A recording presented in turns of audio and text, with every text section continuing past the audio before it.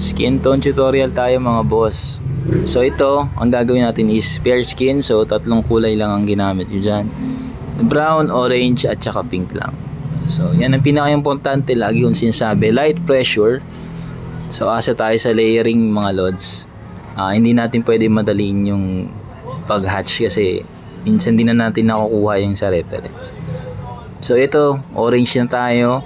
Ganun lang din, identify mo lang yung parts na kailangan talaga ng may orange or minsan kailangan mas matingkad yung orange. So ganun lang, layering lang lagi para hindi tayo susoba or magkukulang. So next natin, pink. So yan, delikado yan kasi kailangan light pressure lang yan kasi nakaka-overpower yan sa mas naunang mga kulay. So layering, laging mag-iingat yan sa ink blab. So pupunasan nyo lang din lagi yung tip ng ballpoint pen ninyo. So ayan, yan lang muna mga boss.